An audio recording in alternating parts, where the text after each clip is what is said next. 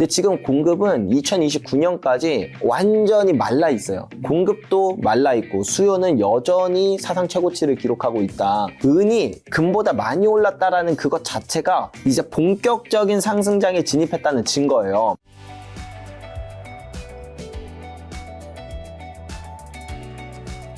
반갑습니다. 8년차 금은 투자하시고 계시는 이제 양배리 조규원 대표님. 몇 년 전부터 금은 투자한다 얘기해 주셔서, 함께 하신 분들은 수익이 가득하실 것 같은데, 최근에 좀 변동성이 좀 많이 있었습니다. 물론 좀 반등하긴 했지만, 그 변동성부터 여쭤보면, 매파적 성의 케빈 씨가 연준 의장을 거론되면 이제 금값, 특히 은값이 굉장히 많이 흔들렸는데, 요거 이제 뭐, 사실 며칠 안 됐으니까요. 이번 주, 지금 괜찮아도 또 떨어질 수 있는 거잖아. 이게 단기적인 조정이 끝일까요? 어떻게 보세요? 저는 단기적 조정이라고 봐요. 그리고 사실 이게 이 정도의 조정이 올 거라는 것도 제가 예전부터 계속 말씀을 드렸던 부분이거든요. 그러니까 왜 그러냐면, 첫 번째로 그냥 많이 오른 것도 있고, 두 번째로 시기적으로 보통 이 전체 사이클의 중반부 정도에 보통 이 정도의 조정이 옵니다. 이것보다 좀 더 큰 조정이 올 때도 많고요. 예를 들어 볼게요. 1970년대 큰 상승장에서는 1975년에 이제 조정이 와서 금 가격만 해도 거의 마이너스 40%, 이제 은 가격도 마이너스 50%, 60% 정도 하락을 했었고, 2000년대에 보더라도 2000년대 상승장에서 2008년, 그러니까 중반부를 살짝 넘은 시점에 이제 그 조정이 왔었는데, 그때 금 가격은 25%, 은 가격은 마이너스 50% 정도 하락을 했었어요. 그리고 뭐 이제 1930년대 같은 상승장을 봐도 1933년부터 47년까지 상승장인데 41년 정도에 이제 한번 조정이 왔었다. 그럼 시기적으로 보면 2019년부터 2030년의 그 상승장 중에서 2026년은 조정이 올 만한 장이다라고 제가 작년에도 한 200번은 말했어요. 사실은. 물론 그럼에도 불구하고 뭐 이런 식으로 하루 만에 떨어질 줄은 몰랐죠. 예, 그래서 결론적으로 이런 그 조정이 이상하냐 하면 이상하지 않다. 원래 있었던 자연스러운 장이다. 라고 이해해 볼 수 있고, 두 번째, 얘가 왜 단기적인 하락이라고 생각을 하느냐. 첫 번째로 이유를 보통 많이 대면 케빈 워시가 이제 지명돼서라는 얘기를 많이 하잖아요. 케빈 워시가 워낙 매파적인 성향이다 보니까 좀 원래는 금리 인하도 이제 팍팍하고 돈도 세상에 많이 뿌리는 그런 통화 정책이 있을 거라고 예상했던 2026년이 만약에 케빈 워시가 실제로 임명이 되면 그러면은 뭔가 생각보다 금리 인하도 안 할 거고, 그러면 오히려 달러가 다시 강세로 가는 모습이 나타나는 게 아니냐. 그러면 달러 약세의 수혜를 받았던 금과 은이 가장 큰 타격을 받는 게 아니냐라고 해서 떨어졌다라고 하는데, 솔직히 그것만이 이유라면은 이 정도까지 떨어지는 거는 좀 이해가 되지 않는 부분이거든요. 그래서 같은 시기에 나왔던 뉴스들을 살펴보면은 이제 CME 시카고 거래소에서 금과 은에 대한 증거금을 인상했거든요. 거의 9일 동안 5차례 연속 인상을 했는데, 이런 역사는 거의 이제 은 가격이나 금 가격이 너무 과열됐다. 이제 거래소 입장에서 좀 그 과열을 좀 완화시켜야겠다라고 생각하는 그런 타이밍 때문에 나타나는 이슈다 보니까, 증거금이 올라가면 레버리지로 투자하는 대부분의 투자자들이 좀 자산을 어느 정도 정리하는 경향이 있거든요. 그게 가격을 같이 억누르고, 이번에 상하이금 거래소에서도 똑같이 증거금 인상이 있었는데, 이런 여러 가지 악재가 한 번에 겹쳐지다 보니까 레버리지가 도미노처럼 청산이 되면서 이제 급격하게 떨어졌다. 자, 그럼 이 상황에서 어쨌든 떨어졌던 이 상황, 뭐 지금 약간 반등을 했습니다만 아직도 뭐 원래 가격으로 돌아가려면 한참이 남았죠. 그럼 이 상황에서 과연 지금 가격이 적정하냐라고 보면 그렇지 않다라는 거예요. 그걸 어떻게 알 수 있냐면 실물 시장에서 너무 두드러지게 나타나요. 먼저 일단은 은 가격이 30% 정도 하락했을 그 시점에 우리나라뿐만 아니라 전 세계적으로 실물 은이 아예 씨가 말랐어요. 전 세계에서 가장 많이 거래되는 은화가 이제 호주 조폐국이거든요. 호주 조폐국은 그냥 판매 중단을 선언했고요. 그 다음에 미국 조폐국 같은 경우에는 이 이전부터 이제 실물 은이 계속 부족하니까 한번 판매 중지를 했다가 다시 오픈을 했을 때 가격을 86%나 올렸어요. 국제 시세보다도 86%나 비싼 가격에. 그리고 인도 같은 경우에는 원래 이제 은 거래도 제일 많고, 그 다음에 수요가 엄청나게 많은 국가 중에 하나인데, 근데 이제 인도의 딜러들도 이전에 계약했던 거래건들을 다 그 배송 지연을 한다던가 아니면 지금 못 주고 있는 그런 디폴트인 상황들도 있거든요. 결국 우리나라도 그 국제시세 30% 하락했을 때 막상 실물 가격은 한 5% 떨어졌나? 거의 하락을 못했거든요. 왜냐하면 5%만 하락해도 사겠다는 사람들이 줄을 서 있으니까 결국 우리가 지금 바라보는 이 시장을 보면 그 선물 시세만 내렸다는 거지 실물의 수요는 아주 탄탄하고 실물은 거의 뭐 찾아볼 수도 없을 만큼 다 품절 상태에 있다. 그러면은 결국에 이 두 가격표가 다르다는 건데 뭐가 맞겠는가? 둘 중에 한 명은 지금 거짓말을 하고 있는 거잖아요. 역사적으로 2020년, 뭐 2008년 그 다음에 아까 말씀드렸던 1975년 이때처럼 이렇게 이제 급격하게 선물 시세만 조정이 나올 때는 결국엔 실물 가격 따라서 다시 가격이 금방 회복됐었다. 물론 그 과정이 뭐 며칠 사이에 벌어지는 건 아니고 한 몇 개월에 걸쳐서 회복이 되긴 하지만 이제 회복이 되는 그런 방향으로 나아갈 것이다. 이렇게 이해하시면 될 것 같아요.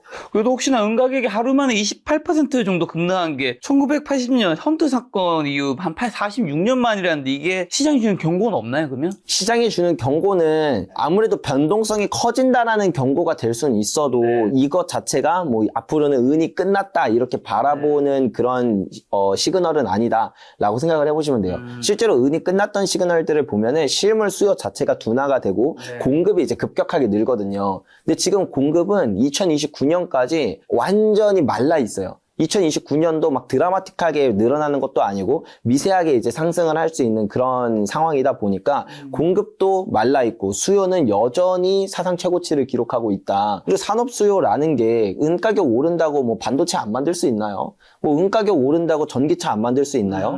여기 사실 은이라는 것 자체가 공급도 비탄력적이고 수요도 비탄력적이에요. 가격이 10배, 100배가 뛰어도 써야 되는 게 산업 수요고 가격이 100배, 1000배가 뛰어도 갑자기 생산을 늘릴 수 없는 게 이런 비탄력적인 공급이다. 이렇게 생각을 하시면 은의 사이클은 여전히 이전처럼 이 전체 사이클을 따라서 금의 사이클 따라갈 거고 그리고 금도 마찬가지고 다만 이렇게 큰 변동성이 나타난다라는 것 자체가 뭐 ETF나 그다음 선물 투자를 하시는 분들의 입장에서는 약간 리스크가 될 수 있으니 우리가 그래서 좀 포지션을 잘 분배해서 이게 그 자산도 잘 배분을 하고 그리고 이제 매수를 하려고 할 때도 한 번에 너무 확 들어가는 것보다는 나눠서 투자하시기를 제가 권한다라고 이제 자주 말씀드렸던 이유가 그래서 그래요. 말씀하신 대로 AI 데이터 센터라든가 전기차, 태양광 사업에서 은은 필수적이라고 하는데 은 가격이 10배나 뛰어도 뭐 기업들이 은을 살 수밖에 없는 건가요? 네, 아무리 가격이 뛰어도 쓸 수밖에 없어요. 그게 결국에는 이 은이라는 게 모든 원소들 중에서 전기 전도율이 가장 높기 때문에 첨단 산업에서 많이 쓰이는 것도 있고 그리고 무엇보다 이제 구리 같은 경우는 녹이 쓸고 부식되면은 이제 얘가 절연체가 돼요.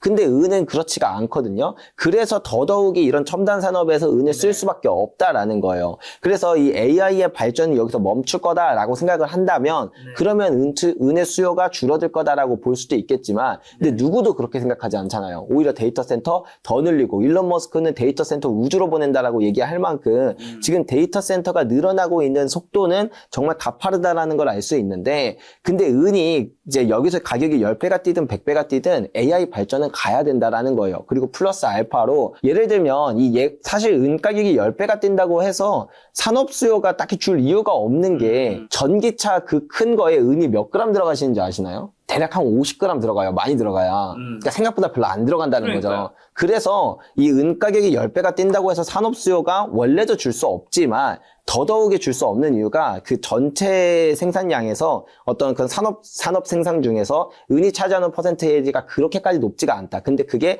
산업 전반적으로 걸쳐서 막 상승을 하니까 안 그래도 부족한 은이 훨씬 더 부족해지는 이런 현상이 나오는 것 뿐이다. 이렇게 이해하시면 돼요. 그럼 저 궁금한 게 이번에 은이 어쨌든 금은이 폭락했잖아요. 폭락했을 때 대표님이나 아니면 대표님처럼 금은 투자하시는 분들은 그 폭락장에는 어떻게 대처를 해요? 그럼 그때 뭐 뭘 더 사요? 만약에 살 수 있으면 사면 좋은데 이게 제가 아까 전에 말씀드렸던 것처럼 사실 이 선물 시세만 떨어지면 실물 시세는 거의 반영을 안 하는 경우들이 많거든요. 이렇게 단기간으로 급격하게 떨어지면 그게 아까 말씀드렸던 2020년 코로나 팬데믹 때도 그렇고 2008년 글로벌 금융위기 때도 그런데 그때도 이제 은 가격이 마이너스 50%를 찍었지만 실물 은의 프리미엄은 75%까지 치솟아요. 그러니까 이런 현상이 나타나서 사실은 거의 뭐 그 정도까지 떨어져서 나는 막 이 싼 가격에 은을 주워 담겠다라고 해서 살 수 있는 은이 애초에 없다. 그럼 선물을 사면 되는 거예요. 왜냐면 이게 거짓말하고 있다 해서 이제 햇물이 더 이제 진짜로 생각한다면. 네, 맞아요. 그래서 사실 그럴 때 선물 투자를 하는 것도 좋은 방법 중에 하나예요.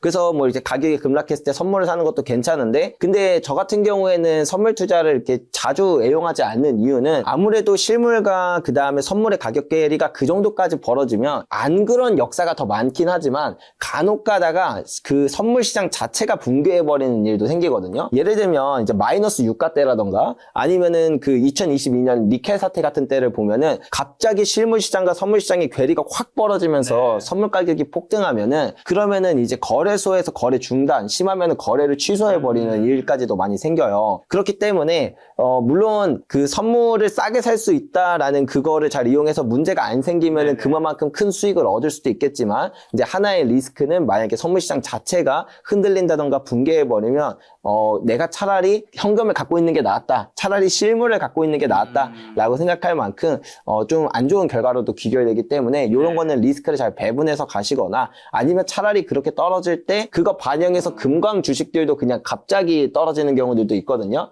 차라리 선물을 사기보다는 금광이나 은광 중에서 좀 많이 떨어진 그런 주식들을 매수하는 게 차라리 나은 선택이 될 수도 있겠다, 이렇게 말씀드릴 수 있을 것 같아요. 또 최근에 중국이 은수출 허가제를 도입했는데 이게 향후 은시장의 공급망 변명 현상과 가격 폭등의 어떤 또 촉매제가 될까요? 기본적으로 아까 말씀드렸던 것처럼 은이 부족해요. 그러니까 은이 거의 5년 동안 부족했거든요. 산업 수요는 매년 사상 최고치를 돌파하지, 공급은 늘지 못하지. 이거 가장 빠른 타임라인도 아까 말씀드렸던 것처럼 2029년부터 서서히 늘어날 가능성이 생겨요. 그러면 그렇다 보니까 지난 5년 동안 은이 계속 부족했던 상황이었거든요. 그럼 그 부족분을 어디서 메웠냐? 이전에 캤던 은들, 그러니까 재고로 쌓여있던 은들을 이제 꺼내 쓰면서 그 부족분을 메웠는데 그 재고들이 바닥을 기는 상황이 됐어요. 그렇다 보니까 요즘 들어서 보면은 은이 옛날에 한 4, 5% 정도 오르면 야, 은 좀 많이 올랐다, 막 폭등이다라는 표현을 썼거든요. 근데 요즘에는 막 하루아침에 30%가 떨어지든가 하루아침에 막 10몇 %가 오르든가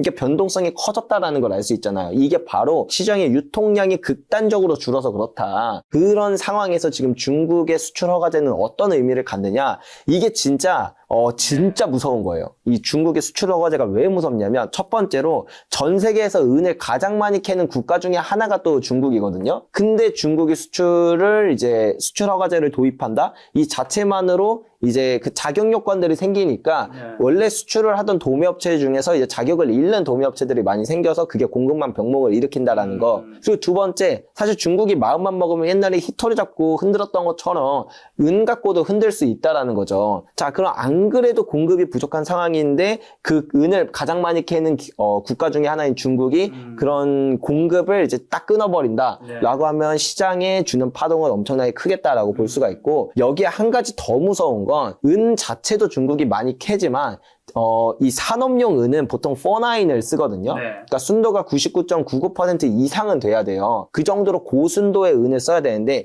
이렇게 정제를 할 수 있는 이 정령 기술이 대부분 중국에 있어요. 그래서 전 세계 은의 60%를 중국이 정년을 하거든요. 그 말은 무슨 말이냐? 아까 전에 말씀드렸죠. 이 투자 수요는 사실은 비탄력적이라기보다는 탄력적에 가까워요. 가격이 너무 많이 오르면 사람들이 조금 부담스러운데 하기도 하고, 가격이 많이 떨어지면 이거 좀 싼데 라고 해서 좀 수요가 늘거나 줄 수 있는데, 산업 수요는 비탄력적이라고 했잖아요. 가격이 10배가 오르든 100배가 오르든 써야 돼요. 근데 산업 수요에 들어가는 은은 49의 그런 고순도의 은이다. 근데 그 49의 고순도의 은은 그 정년은 전 세계의 60%를 중국에서 한다. 이 중국이 수출을 통제해버리면 진짜 은 가격이 말도 안 될 정도로 튈 수도 있다라는 거예요. 한번 그 니켈 사태 아까 전에 말씀드렸는데 2022년에 왜 니켈 사태가 터졌냐면 그때 당시에 그 러시아 우크라이나 전쟁이 터지니까 그 니켈 공급을 또 러시아가 많이 했었거든요. 그 공급이 탁 막히면서 48시간 만에 그 니켈 가격이 4배가 튀었어요.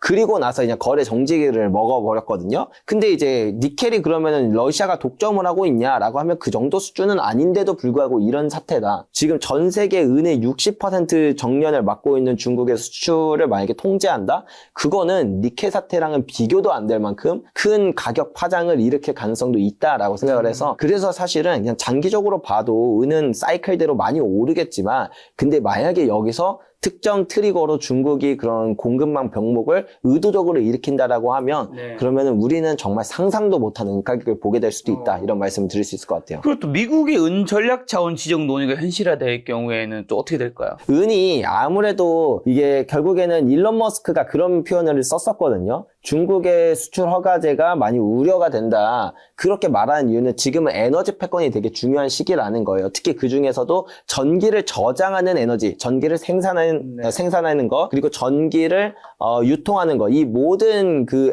전기에 대한 에너지 패권이 제일 중요한데 여기에 다 은이 쓰여요. 그래서 이 전기의 에너지가 지금 에너지 패권에서 제일 중요한데 거기에 아주 중요한 요소가 바로 은이다. 은은 이제 축전지에도 들어가고 그 다음에 이 전선에도 들어가고 정말 그 전기에 관련된 모든 곳에는 은이 쓰일 수밖에 없으니까요. 근데 문제는 뭐다? 은이 너무 희소하다. 그리고 공급이 늘지 못하고 남은 매장량도 17년 정도면 이제 고갈날 정도로 얼마 없다. 그러니까 이제 사실 미국뿐만 아니라 중국도 그렇고 러시아도 그렇고 중국을 전략광물로 다 지정하고 그 다음에 심지어는 러시아 같은 경우에는 외환보유고에 은을 담겠다라고 얘기할 만큼 은의 지금 그 중요도가 되게 높아지고 있다라는 거예요. 그러니까 그렇게 되면은 은을 이제 국가들이 담아놓게 됩니다. 전략광물로. 예를 들면 전략 비축유처럼 석유를 담아놓는 것처럼 은을 담아두는 거죠. 자, 이제 여기서 결국에는 우리가 생각해봐야 될 포인트는 이거예요. 수요가 똑같다고 하더라도 시장에 유통되는 양이 줄어들면 똑같은 수요에 반응하는 가격 상승폭이 진짜 배 이상으로 튀거든요. 그래서 지금 전 세계적으로 은이 전략광물로 지정되고 그걸 비축하고 이런 흐름으로 바뀌고 있다라는 것도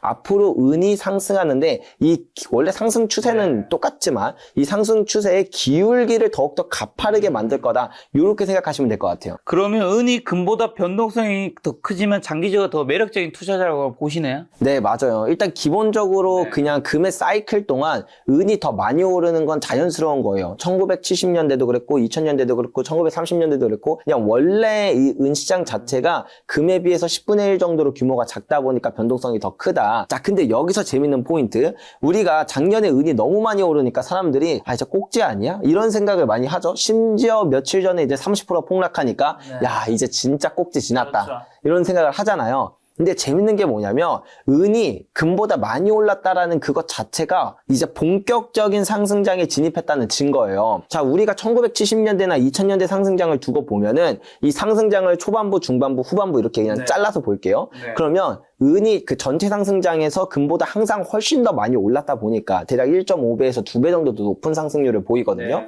그렇게 보였다 보니까 그럼 사람들이 생각을 해요. 아, 매년 은은 금보다 많이 올랐겠구나. 근데 실제로는 그렇지 않아요. 초반부에는 금이나 은이나 상승률이 비등비등해요. 어떨 때는 은이 금보다 오히려 언더퍼폼할 때가 있거든요. 근데 이제 중반부를 지나서 본격적인 상승장에 들어갈 때는 은이 금보다 더 높은 상승률을 보입니다. 그래서 사실은 그러니까 작년에 은이 금보다 더 높은 상승률을 보였고 재작년에도 이제 은이 금보다 높은 상승률을 보였거든요. 이렇게 시작된 게 이제 막 본격적인 상승장에 들어섰다. 이제 상승 추세가 제대로 이제 퍼포먼스를 보여주기 시작하는 그 모멘텀장에 들어왔다라는 증거예요. 그래서 우리가 요즘에 은 가격이 많이 오르고 또 변동성이 클 때마다 사람들이 되게 불안에 떠는 그런 현상들이 많이 보이는데 불안해할 필요가 아니라 오히려 상승장의 증거다. 이렇게 이해하시는 게 좋을 것 같아요. 근데 전 세계 은 재고가 급감하고 있음에도 공급이 늘어날 수 없는 건가요? 네, 아무리 가격이 오른다고 하더라도 은의 공급이 늘어날 수 없는 이유는 은은 기본적으로 은광에서 캐지 않아요. 많은 사람들이 이제 뭐 마인크래프트 이런 게임 하면은 은 캐니까 그렇게 은이 캐질 거라고 생각을 하지만 실제로는 그냥 금광 아니면 구리광산 이런 데서 그런 데서 이제 구리를 캐고 아연을 캐고 금을 캐다가 부산물로 얻어지는 게 바로 은이에요. 그래서 은은 그냥 금 생산량이랑 차트가 거의 똑같거든요. 금 생산량이 늘어날 때 은 생산량도 높아지고 떨어질 때 똑같이 떨어진다. 근데 일단 첫 번째로 금도 은이랑 마찬가지로 지금 지구상에 남아있는 금이 별로 없어요. 그러니까 캘 수 있는 금이 별로 없다 보니까 생산이 줄어드는 그런 현상이 나타났다. 그리고 두 번째로 금 가격이 2011년부터 빌빌 기었거든요.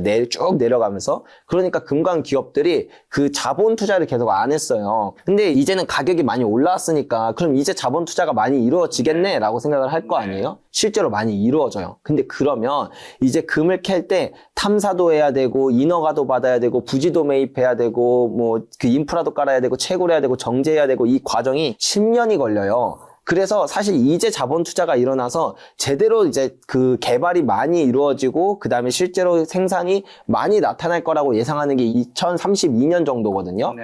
그렇기 때문에 그 전까지는 공급이 말라 있을 수밖에 없다. 이건 구조적으로 마를 수밖에 없다. 진짜 신이 와서 우리 땅을 뒤집어주지 않는 이상 아예 불가능하다고 볼 수 있어요. 다만 여기서 이제 한 가지 은행 그래도 공급이 늘어날 수 있는 포인트는 뭐냐면 재활용은 조금 늘어날 수 있다. 옛날에 제가 한 2019년쯤에 인천에 가면 도시광산이 좀 많이 있거든요. 그게 이제 폐가전제품에서 금이나 은 이런 걸 추출하는 거예요. 근데 거기 사장님들이랑 만나서 이제 이런저런 얘기를 하다가 사장님들 뭐 은도 많이 캐시나요? 라고 물어봤더니 은은 캐봐야 인건비도 안 나와서 그냥 싹 다 갖다 버린대요. 그러니까 예를 들어 이렇게 회로기판이 있는데 뭐 딱히 뭐 맛있는 건 별로 없고 은밖에 없어요. 그러면 그냥 그 채로 갖다 버린대요. 근데 이제는 은 가격이 좀 많이 올랐다 보니까 이제는 은만 있어도 그래도 뭐 인건비 정도는 나와서 캔다라는 이야기들을 하시거든요. 이런 것처럼 전 세계적으로도 그 전체 그 재활용 중에 한 50%조차 재활용이 안 됐다. 나머지는 거의 버려졌다라는 이런 논문도 있지만 이제는 그런 것들이 이제 많이 늘어나기는 할 거다. 그래서 재활용 공급은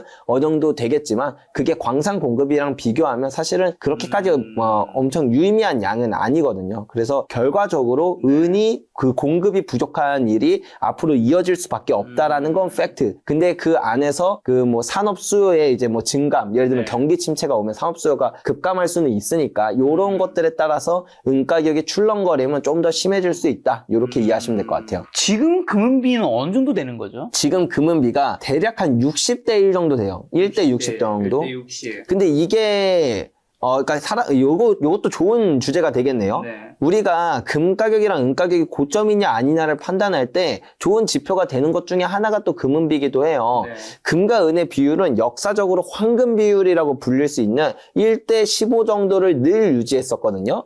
뭐 고대 메소포타미아 이제 함무라비 법전 같은 경우를 봐도 거기도 이제 금은비에 대한 그 기록이 있고 성경을 봐도 기록이 있고 고대 로마 시대에도 기록이 있고 그러니까 그때부터 뭐 영국 패권 시절까지 쭉 보면 이제 뭐 스페인, 뭐 네덜란드, 포르투갈, 그다음 영국 이런 패권 시절들을 다 봐도 금은비가 1대 15로 늘 꾸준하게 유지된다라는 걸 알 수 있어요. 그게 왜 그러냐면 기본적으로 온 지구상에 있는 금과 은의 양을 이제 비교해보면 1대 10 정도 되거든요. 네. 근데 다만 은은 그 정도로 이제 그 부피 차이가 나고 밀도도 더 낮다 보니까 부피 차이가 나고 하면은 은이 상대적인 저평가를 받아요. 그래서 로마 시대 때도 원래 공식은 1대 12였는데 무역할 때는 1대 15로 가요. 그러니까 너가 다 은을 가져올 거면 그러면은 은을 좀 더 내놔라 이거죠. 유통하는데 그 유통 비용도 많이 들고 보관비도 많이 들고 하니까 그래서 역사적인 평균치가 1대 15였어요. 근데 이제 이거는 돈으로 쓸 때 얘기고 돈으로 안 쓸 때는 이제는 뭐 은이 돈으로 받아보는 게 누가 있냐 이제 원자재 아니냐라고 생각을 하시겠지만 이제 돈으로 안 썼던 1970년대 이후를 보더라도 그때도 금과 은의 슈퍼사이클이 나타나면 금은비가 다시 역사적 평균치로 돌아갔다 1대 15로 그랬다라는 걸 알 수 있다시피 이번에 상승장에서도 1대 15로 돌아갈 수밖에 없는 그런 흐름이 나타난다. 그렇게 생각을 할 때 지금 금은비 1대 60 아직 고점까지 한참 멀었다라고 볼 수가 있겠죠. 1대 15가 되면 어떻게 되는 거예요? 그게 고점인 거예요? 그 정도 되면은 이제 금과 은이 뭐 거의 고점쯤에 됐다라고 볼 수가 있겠죠. 물론 사실은 고점 여부를 금은비만으로 판단할 수는 없지만 근데 이것도 고점 여부를 판단하는데 되게 중요한 지표 중에 하나거든요. 그래서 금은비가 1대 15로 어느 정도 가까워지고 있느냐 이런 것들을 보면 좋고 그냥 아주 단순하게 생각하면 지금 역사적인 금은의 상승장 중에서 지난 100년 동안 가장 약했던 때가 2000년대의 상승장이거든요. 그때도 금은비가 1대 32 정도는 됐어요. 그러니까 지금 1대 60은 그러니까 고점과 비교하기에는 아직 한참은 멀었다. 이렇게 생각해 볼 수가 있을 것 같아요.